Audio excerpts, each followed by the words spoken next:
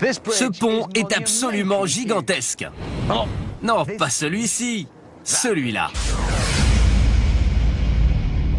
Dans le sud de la France, l'extraordinaire viaduc de Millau est un spécimen unique. Ces géantes de béton sont les plus grandes piles de ponts jamais construites. Elles sont plus hautes que la Tour Eiffel. En roulant au-dessus des nuages, vous franchissez le pont à haubans autoroutier le plus long du monde. Il enjambe l'une des plus profondes vallées d'Europe. Chaque année, cette réalisation technique impressionnante doit affronter des vents et des chaleurs extrêmes dans une vallée dont personne ne pensait qu'elle serait un jour domestiquée. Mais le viaduc ne serait pas là aujourd'hui sans le pouvoir des éclairs. 750 000 volts. Quoi? Une poêle à frire? Un sous-marin nucléaire perdu? Un accident dans une mine d'argent? Et l'ingéniosité des anciens constructeurs de bateaux celtiques. Comment toutes ces choses ont-elles contribué à la réussite de ce pont?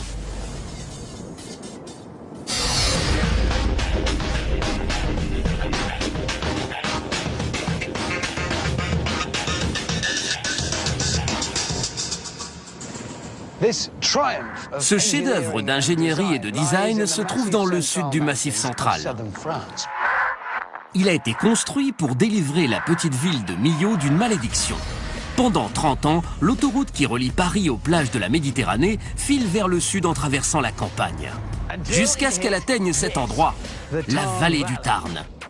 Une gorge de 2,5 km de large et de 250 mètres de profondeur, ou selon les termes techniques, un très grand trou. Pour traverser ce trou, le flot de touristes est dévié vers une route à 4 voies qui débouche sur le petit pont médiéval de Millau.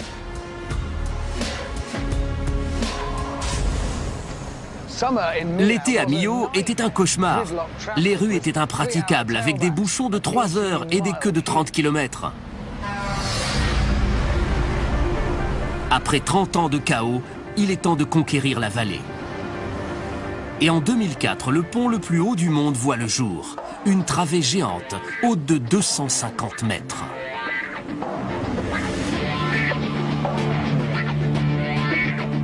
La réalisation en métal léger est aussi surprenante d'un point de vue technique que la balle courbe au baseball, parce que la route n'est pas droite.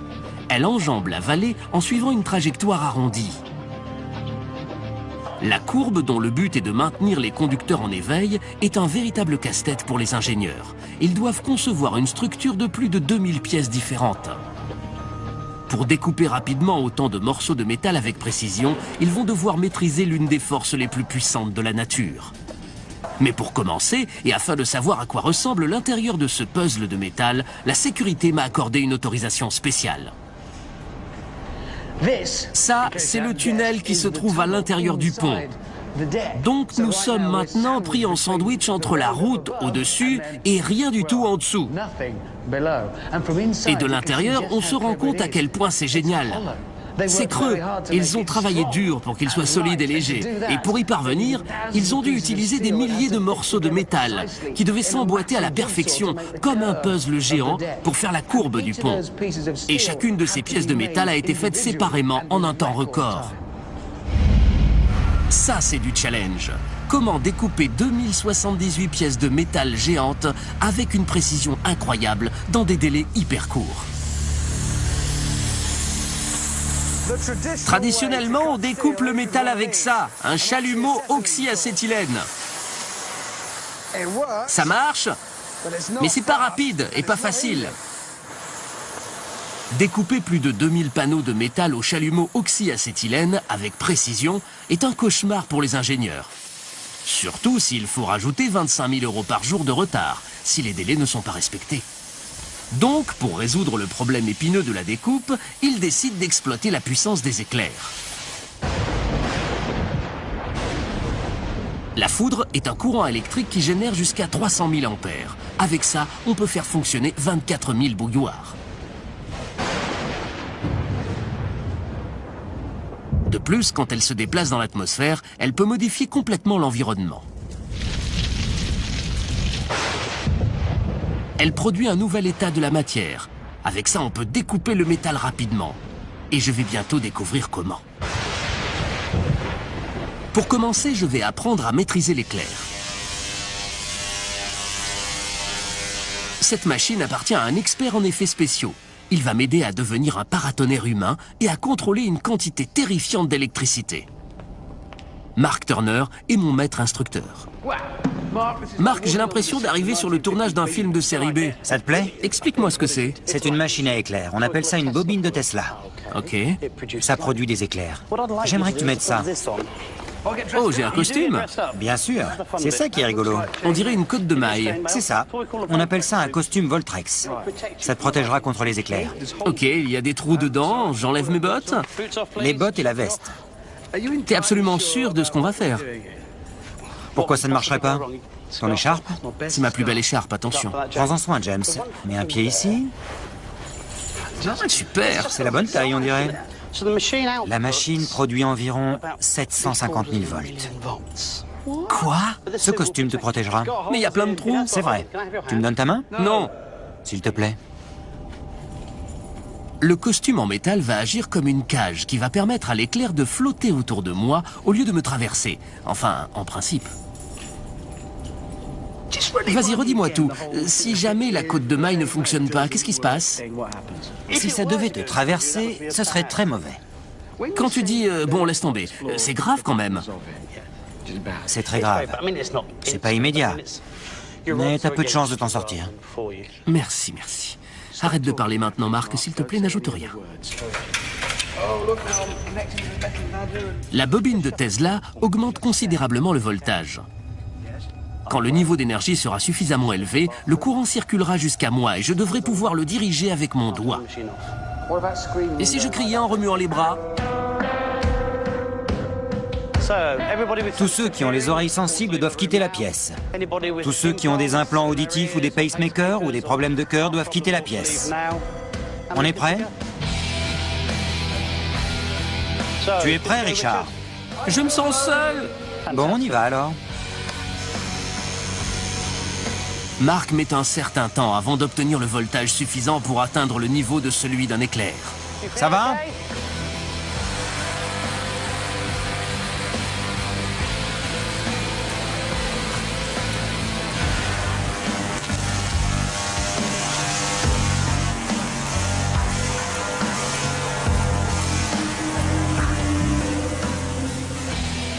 Comme les éclairs dans la nature, le mien cherche le plus court chemin pour atteindre le sol.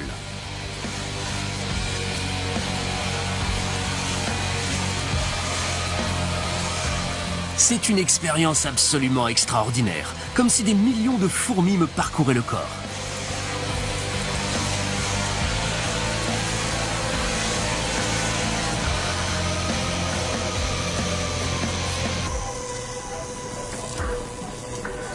Ok les gars, entrez.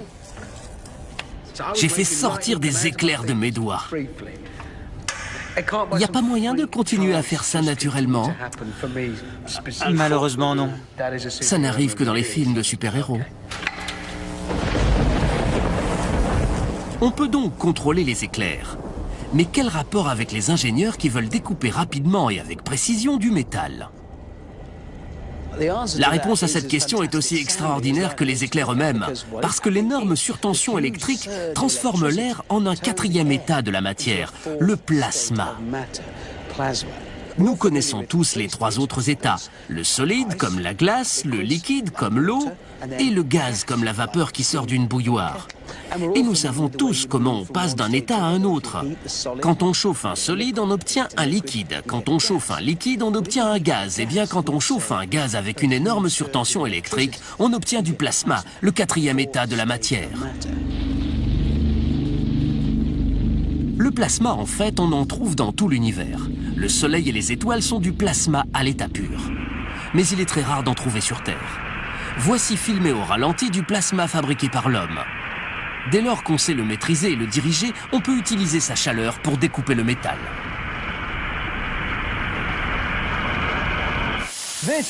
Voici un découpeur plasma. Un flux d'air sous pression sort de la pointe. L'air est saturé et c'est ce qui crée le plasma. C'est ce qui fait fondre le métal.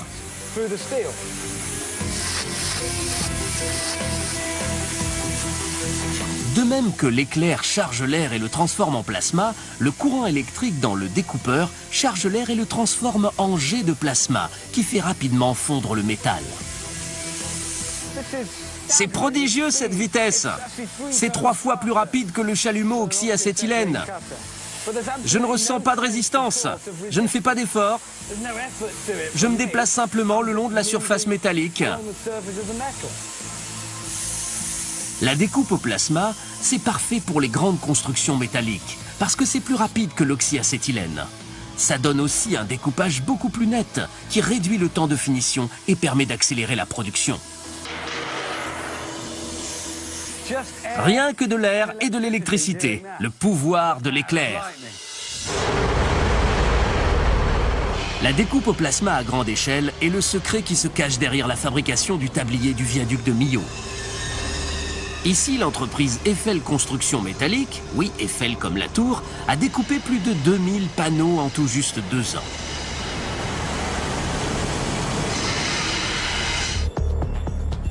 C'est comme ça qu'on a construit le tablier du plus long pont à haubans du monde, en maîtrisant la puissance des éclairs. Mais une fois terminée la fabrication du tablier, les ingénieurs doivent relever un nouveau défi. L'installer sans renverser les tours colossales qui ont été construites pour le soutenir. Un heureux hasard qui a offert à la poêle à frire une nouvelle vie permet de résoudre ce problème.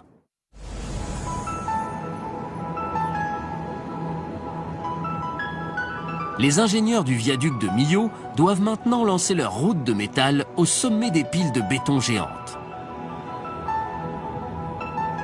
Pour y parvenir, ils doivent inventer une technique spécifique de mise en place du tablier. Avec un pont normal, il y a 2 façons de poser le tablier sur les piles. On commence d'abord par construire les piles. C'est ce que je fais avec le pain, comme vous le voyez. Et voilà mes piles. Ensuite, soit on construit les morceaux du tablier sur le site et on les met en place avec une grue. Et voilà mon pont. Ou bien, option numéro 2, on construit le tablier complet et on le fait glisser sur les piles en partant des bords de la vallée jusqu'à ce qu'il soit en place. C'est parfait. Mais Millau n'est pas un pont comme les autres. À cause de la profondeur de la vallée qu'il doit traverser, les piles ne sont pas des petits piliers comme ceux-ci. Ils sont hauts et énormes comme cela.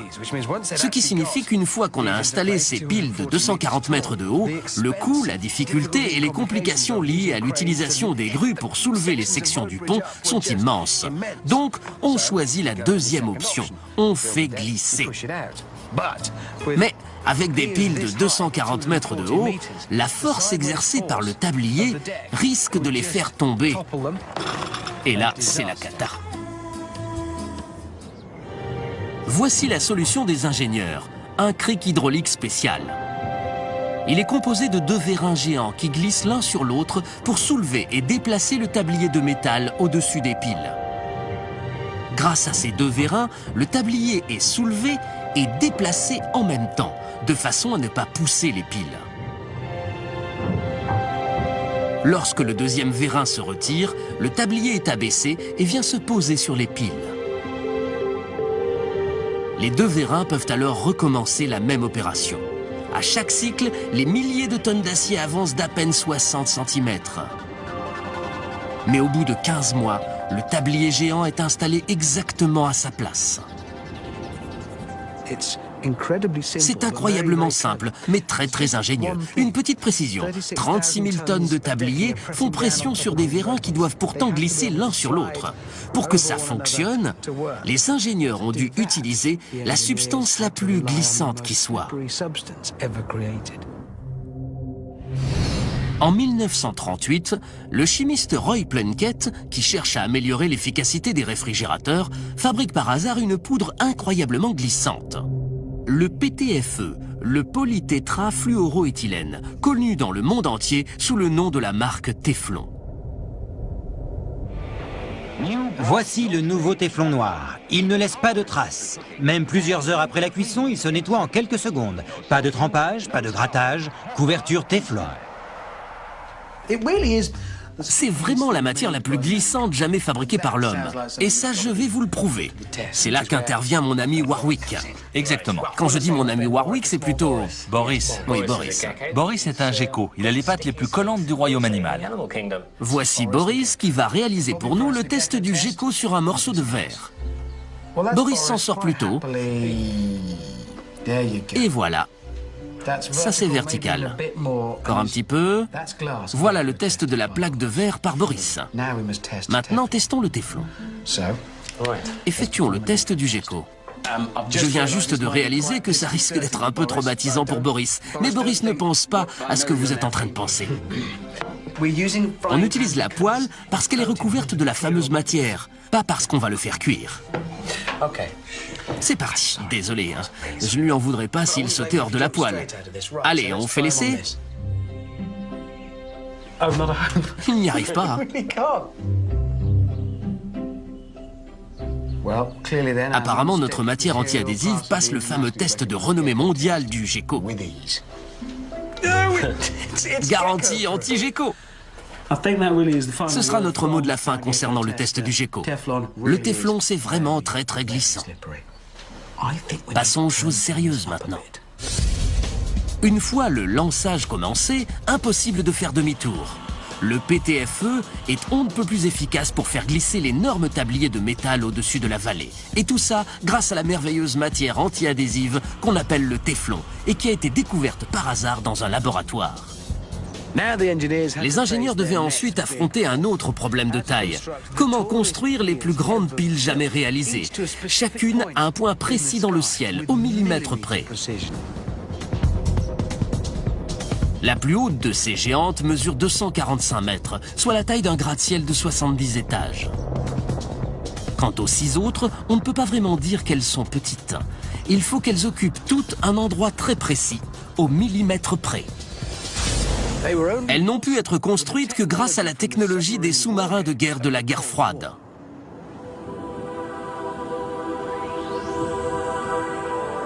Les ingénieurs étudient les tensions exercées sur le pont 24 heures sur 24, 365 jours par an.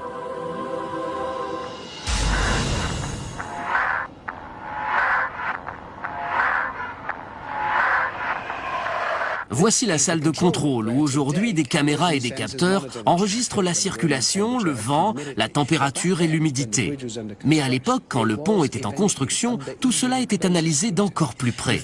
Des réflecteurs placés sur toute la structure ont permis aux ingénieurs de dessiner le contour du pont et d'enregistrer sa position exacte. Les ingénieurs doivent construire chaque pile jusqu'à un point précis dans l'espace, à des centaines de mètres au-dessus du sol, de façon à pouvoir accueillir le tablier horizontal à mesure qu'il déroule ces milliers de mètres depuis les bords de la vallée. Des relevés topographiques minutieux leur permettent de parvenir exactement à un endroit déterminé dans l'espace au millimètre près. Ce qui s'avère impossible sans un matériel de mesure extrêmement précis, du genre de ceux qu'on utilise pour trouver un point dans l'océan. Passons à la connexion suivante. Le 553. Tout a commencé quand les sous-marins nucléaires américains ont commencé à se perdre. Ils étaient conçus pour rester en immersion pendant des mois, avec des capteurs gyroscopiques pour enregistrer tous leurs déplacements. Mais avec le temps, de petites erreurs se sont développées. Quand les sous-marins faisaient surface au milieu de l'océan, ils n'arrivaient pas à savoir où ils étaient. Une arme nucléaire de précision ne sert pas à grand-chose si on ne sait pas où la pointer. La solution de la marine américaine est d'envoyer des satellites dans l'espace. En remontant à la surface, les sous-marins captent les signaux émis par les satellites et peuvent ainsi calculer leur position. C'est la première fois qu'on utilise les satellites pour naviguer autour du globe. C'est la création du système de positionnement mondial actuel qu'on appelle aussi GPS.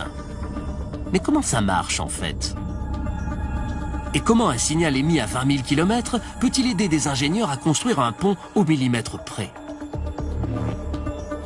L'astuce consiste à calculer le temps que met le signal pour arriver jusqu'à la Terre. Si on connaît sa vitesse et le moment auquel le signal est lancé, on peut calculer la distance très précisément.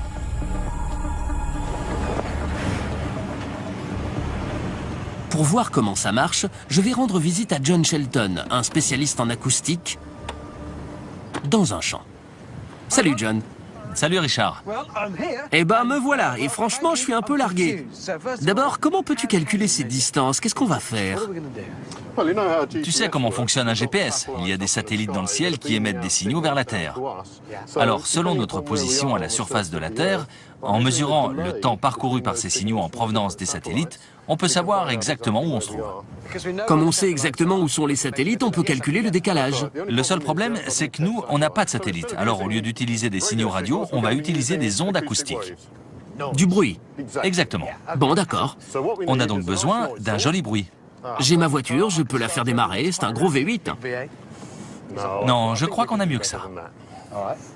D'accord, ça derrière? C'est là-dedans. C'est là-dedans. Voyons voir. Tu veux un coup de main?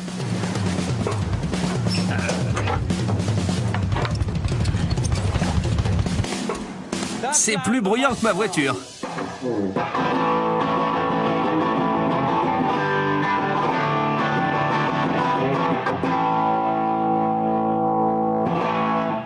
C'est très pratique.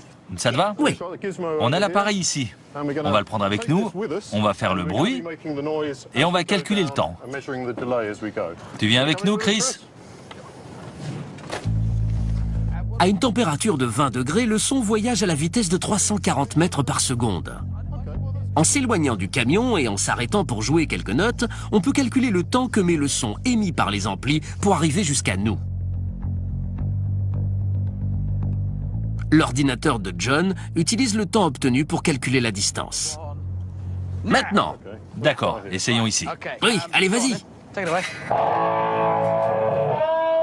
J'ai remarqué instantanément le décalage entre le moment où Chris s'est mis à jouer et où on a entendu le son. On rembobine pour vérifier.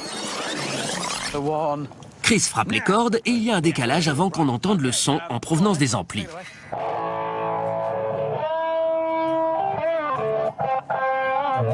Le signal électrique se propage jusqu'aux amplis à l'instant même où Chris commence à jouer, mais il revient par les airs à la vitesse du son.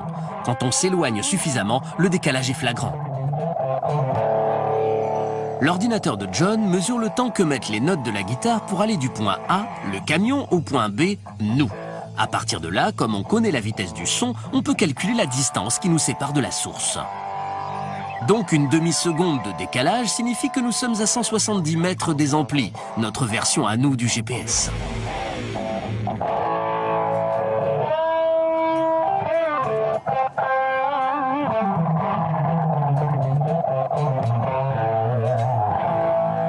C'est vraiment curieux. Ça te convient? 170 mètres. Et voilà, merci beaucoup.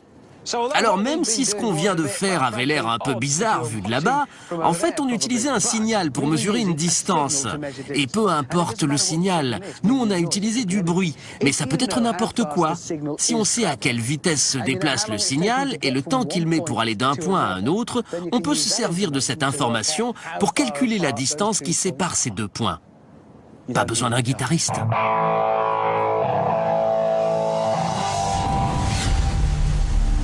Le signal satellite utilisé par les sous-marins nucléaires contient des données sur le moment et l'endroit d'où il a été envoyé. Et plus il y a de satellites, plus on peut déterminer une position avec exactitude. En mesurant le temps écoulé entre le moment où le signal est envoyé et celui où il est reçu, on peut calculer la distance qui nous sépare du satellite, de la même façon qu'on a calculé celle qui nous séparait des amplis. Il y a aujourd'hui 24 satellites qui tournent autour de la planète et qui envoient des signaux vers la Terre. Les récepteurs GPS fonctionnent exactement selon le même principe, mais avec plus de précision. Ils comparent la distance de 4 satellites ou plus pour déterminer leur position. Votre GPS peut évaluer sa position à 10 mètres près. C'est très bien pour trouver son chemin en voiture, mais totalement inutile quand on construit un pont où une erreur de 10 cm est catastrophique. Les ingénieurs fixent des GPS sur le tablier et les piles du pont pour assurer sa construction. Leur système est beaucoup plus précis que le GPS des voitures, mais il n'est pas suffisant. De petites différences de température et des tensions peuvent dévier les piles et le tablier de leur cap. Et même si leurs données satellites sont fiables, ils doivent vérifier leur position GPS en se basant sur un point de référence fixe. Ils en ont donc planté un dans le sol. Les ingénieurs ont poussé à un cran plus loin leur guidage GPS. Ils ont installé un récepteur GPS sur un point fixe, sur un des bords de la vallée, lequel a fourni un signal de référence pour tous les autres récepteurs des piles du pont. Comme il est ancré dans le sol, il réduit la marge d'erreur des GPS non plus en mètres, mais en millimètres. Le réseau de capteurs sur le pont compare en permanence l'exactitude de ces données avec celle des points fixes. Et ce, pendant toute la durée de la construction des tours. Voilà comment une technologie utilisée pour localiser les sous-marins perdus a permis de positionner avec la plus grande précision les piles les plus hautes du monde. Mais l'autoroute de métal de Millau pèse 5 fois plus que le métal utilisé pour construire la tour Eiffel. Il a besoin d'être soutenu par au-dessus et par au-dessous, et c'est là qu'interviennent les haubans. Au moment de l'installation du tablier au sommet des piles, les ingénieurs utilisent un réseau de câbles pour supporter les extrémités. Et ils les maintiennent en place même quand les vents balaient la vallée. Comment une route de 36 000 tonnes de métal peut-elle rester immobile dans une vallée connue pour la puissance de ses vents? La réponse se trouve dans une série d'accidents dans une mine d'argent en Allemagne.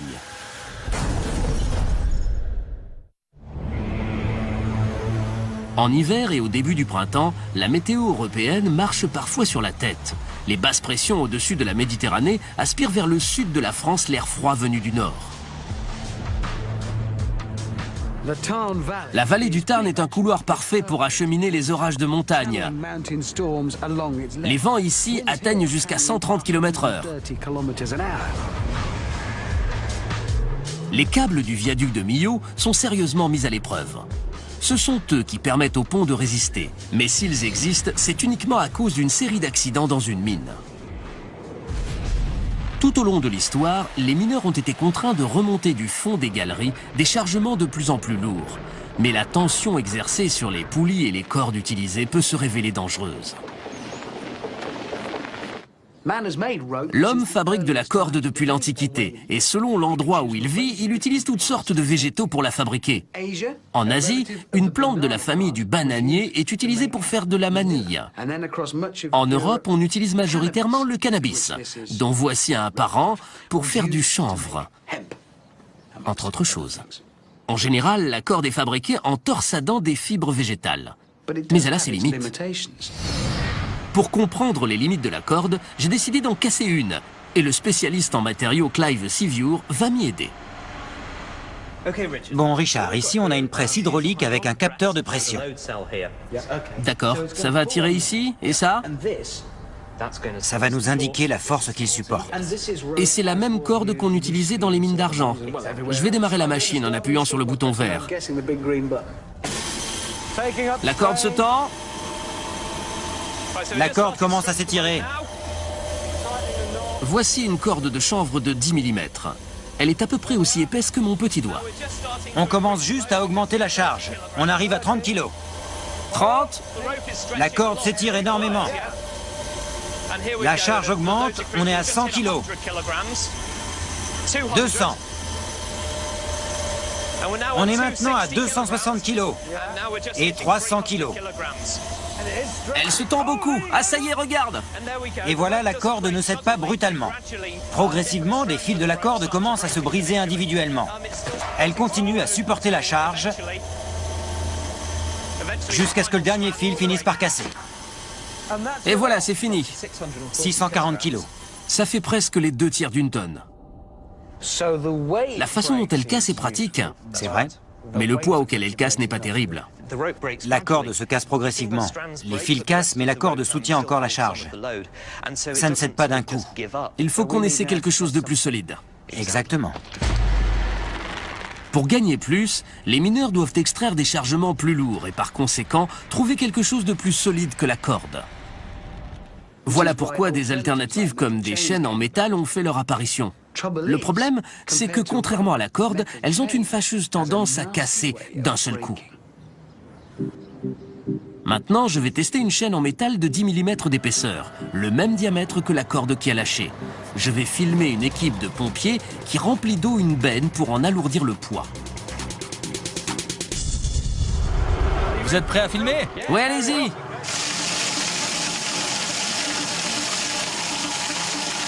Le poids commence à grimper. On est déjà à 800 kilos. Rappelez-vous, la corde du même calibre a cédé à 640 kg, même pas les 2/3 d'une tonne. On va arriver à 1,7 tonne. C'est le poids d'une grosse voiture. La charge de la chaîne est limitée à 2,5 tonnes, mais on a déjà dépassé les 3,5 tonnes et elle tient toujours. On va manquer d'eau. On n'a plus qu'une minute de réserve. Vous êtes en train de nous dire que notre chaîne est trop solide? Oui. D'accord, merci.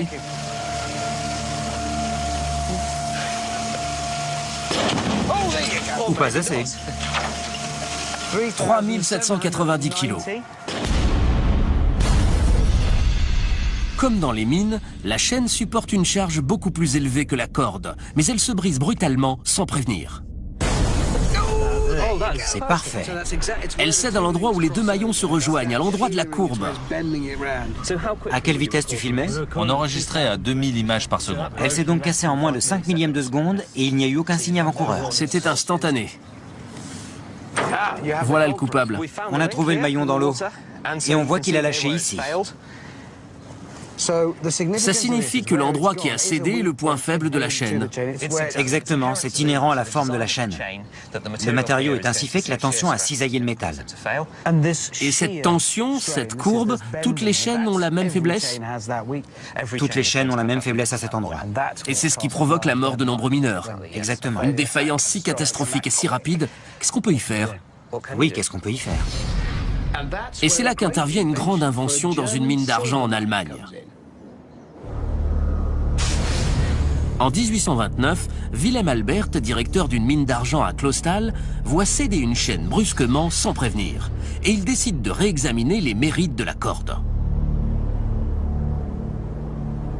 Ce qu'il fallait pour extraire d'énormes chargements d'argent du fond de la mine, c'était quelque chose qui combine la structure de la corde et la robustesse du métal. Et Wilhelm Albert découvre ce qu'il faut. Il entortille des fils de métal pour former une corde de métal, le premier câble du monde. Pour prouver que Wilhelm Albert a fait une vraie découverte, on teste un câble. Et bien sûr, la benne déborde rapidement. Le câble du même diamètre que la chaîne soulève facilement plus de 800 kg de plus qu'elle, et plus de 4 tonnes de plus que la corde. Le câble réunit le meilleur des deux techniques. Des fils de métal enroulés comme une corde font du câble un matériel exceptionnellement solide. Et quand il est défaillant, il donne des signes de faiblesse, comme une corde.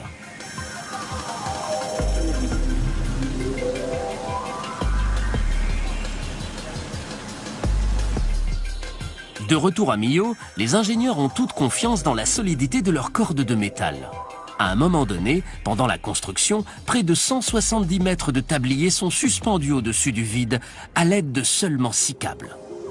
Le pont, une fois terminé, est conçu pour supporter 35 000 tonnes, soit les 4 voies remplies de grosses berlines pare-choc contre pare-choc et empilées les unes sur les autres sur 10 niveaux. Pour démontrer la résistance des câbles, les ingénieurs organisent une démonstration. 28 camions d'un poids total supérieur à 900 tonnes se dirigent vers le milieu du pont. Les câbles ont à peine bougé. La travée s'est creusée d'à peine 26 cm. C'est un triomphe pour la corde de métal de Wilhelm Albert.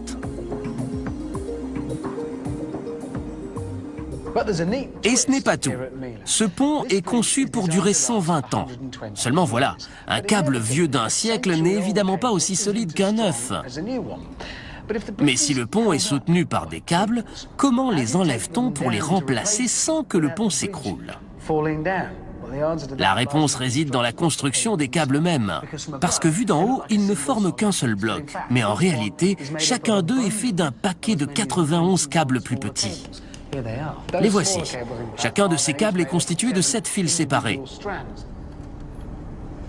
Et leur fonction est capitale, parce que chacun d'eux peut être retiré et remplacé, s'il est rouillé, sans avoir besoin de retirer l'ensemble. À cause des accidents dans les mines d'argent en Allemagne il y a plus de 180 ans, cette idée géniale de faire des cordes avec des fils de métal a rendu possible la construction du magnifique viaduc de Millau. Mais le pont pourrait malgré tout s'effondrer sous l'effet de la chaleur, sans l'aide d'une technique empruntée aux constructeurs de bateaux celtiques.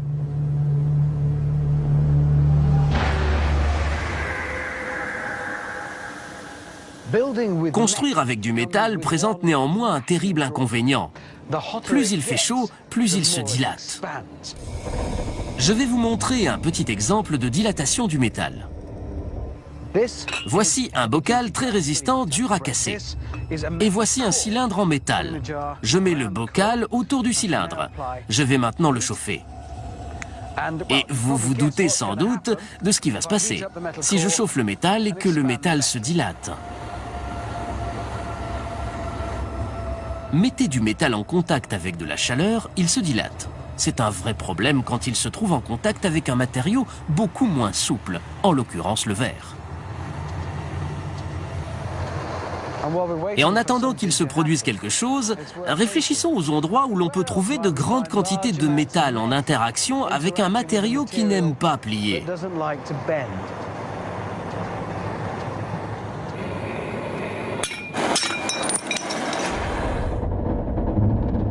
La petite dilatation de cette démonstration donne une idée de ce qui peut se produire à grande échelle. Les voies ferrées peuvent se dilater de façon spectaculaire sous l'effet d'une chaleur extrême. Dans ces cas-là, elles se gondolent et deviennent impraticables. Sur un pont, c'est la catastrophe assurée. Sur un pont classique, on laisse des espaces, des joints d'expansion qui absorbent les mouvements du pont selon les changements de température. Mais ceci n'est pas un pont classique. Le viaduc de Millau est soudé de bout en bout. C'est une pièce de métal continue. Les seuls joints d'expansion se trouvent aux extrémités du pont, là où il rejoint les bords de la vallée. Pendant les chaleurs estivales, ces joints d'expansion jouent un rôle capital. Tous les étés, le pont subit les effets de la chaleur et il se dilate.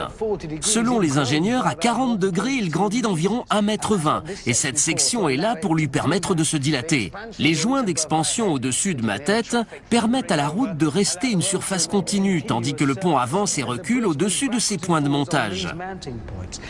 Même les câbles sont conçus pour accompagner ce mouvement. C'est bel et bien ici que le pont entre en contact avec la terre ferme. Mais il ne se dilate pas uniquement à ses extrémités, il se dilate sur toute sa longueur. Alors que se passe-t-il à l'endroit où il est fixé aux piles de béton? Le pont doit évidemment être fixé aux piles pour rester stable. Mais en été, les 2,5 km du tablier se dilatent. C'est l'expansion le long de ces 2,5 km qui pose un vrai problème, parce qu'elle exerce une force énorme sur les piles verticales en béton. Et le béton est par nature inflexible. Les ingénieurs ont alors mis au point une solution très ingénieuse. La base de chaque pile est d'un seul tenant. Mais les 90 mètres du sommet se divisent en deux branches. Comment ce design étrange peut-il pallier à une menace potentiellement fatale? Ce qui nous conduit à notre connexion finale, les bateaux préhistoriques celtes. Pendant des siècles, les anciennes tribus celtiques d'Irlande et du Pays de Galles utilisent des bateaux ingénieux, les curags. Ils sont faits d'une charpente de bois arrondie et couverte de cuir ou parfois de toile. Le moyen d'assouplir le béton pour supporter les chaleurs estivales réside dans la structure de bois de ces bateaux. Dans certains curags, les pièces de bois, y compris la quille, sont d'un seul tenant, de la poupe à la proue. Il fallait qu'ils soient à la fois solides et courbés. Même les bois les plus souples ont leurs limites, mais les menuisiers de l'Antiquité ont trouvé le moyen de contourner le problème. Pour découvrir comment, je me rends dans l'atelier de Peter Faulkner, dont la passion est de construire ses embarcations. Peter. Bonjour Richard. Alors, tu diriges un atelier où on construit des bateaux traditionnels en utilisant des techniques anciennes. Et il y a une similitude avec la façon dont les piles de notre pont sont construites. Ça a un rapport avec cette séparation. Mais avant d'essayer d'approfondir le sujet, on va tailler du bois. On va le fendre, oui. Oui, le fendre. Tu veux qu'on fasse ça maintenant? Oui, j'aimerais fendre du bois. Super. Alors voilà, j'ai deux morceaux ici. C'est un morceau de bois. Du frêne. On fait une petite entaille.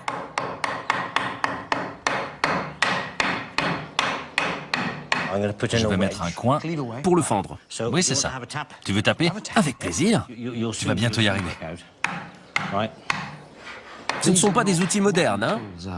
Non. Mais ça prouve, je suppose, que les gens ont appris à fendre le bois il y a bien longtemps. Ce n'est pas une technologie nouvelle. Non, non, préhistorique. Elle a peut-être 10 ou 20 000 ans. Quand on fend le bois comme ça, il se divise naturellement le long de ses veines et conserve alors toute sa force. Mais ça modifie aussi de façon spectaculaire sa flexibilité. Imaginons maintenant que ce sont les piliers qui supportent notre pont. Le problème ici, c'est la flexibilité, parce que le tablier est tellement long que dès qu'il fait chaud, il se dilate et il se déplace par là, ou se rétracte quand il fait froid. Il faut donc de la souplesse. Grâce à cette fente, il ploiera comme on veut. Comme on a laissé la même quantité de bois, la même quantité de matière, il est toujours aussi solide pour supporter le poids. J'ai l'impression qu'un petit test est en route avec 2 morceaux de poutre exactement de la même taille. Bon, je vais vous présenter ma plateforme bricolée maison. Voici l'un des piliers représenté par ce gros morceau de bois. Et proportionnellement, il a presque les mêmes hauteurs et largeurs que celles des piles du pont. Je vais d'abord tester un poteau non fendu. J'ai ajouté ces baguettes pour mesurer jusqu'où il pliera avant de casser. S'il fléchit, il va briser ces petites baguettes. En utilisant ce treuil, je vais tirer sur ce câble pour appliquer une force identique à celle du tablier du pont quand il se dilate, dans cette direction, au sommet de mon pilier géant. Souhaitez-moi bonne chance. On approche de mon premier petit piquet. Jusqu'où fléchira-t-il? Et d'un. La tension augmente et le pont se dilate et... Oh non, tout va mal! On a détruit 3 petites baguettes. Ah non, c'est pas bon du tout. Alors, avec un nouveau poteau, Peter utilise ses coins pour le fendre en 2.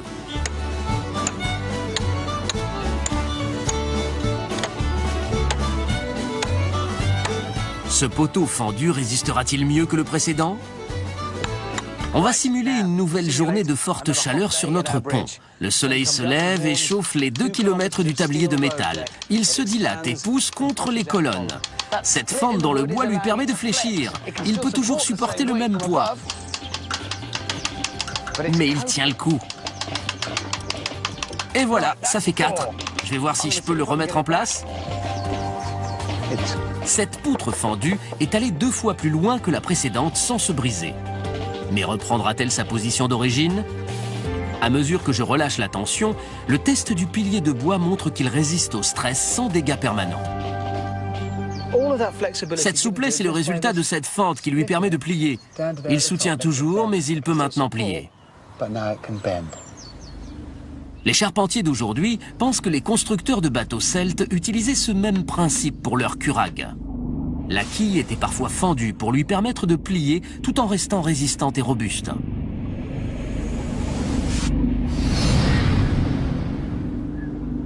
Sur le viaduc de Millau, le béton, généralement cassant comme du verre, devient plus flexible avec une fente au bon endroit. J'ai décidé de monter au sommet de l'une des piles de béton pour voir comment elle amortit les mouvements du tablier en été.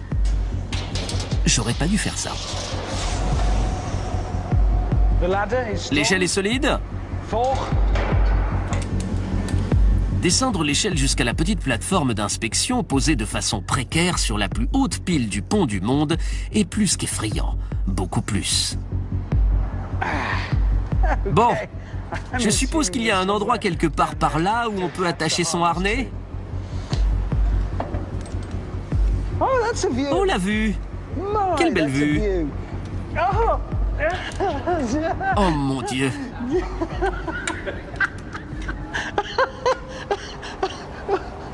Oh bon sang!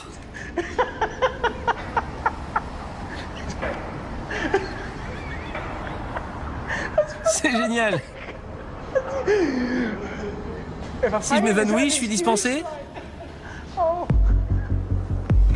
La deuxième fois, je me suis préparé à affronter le vent et la peur à 245 mètres au-dessus de la vallée du Tarn.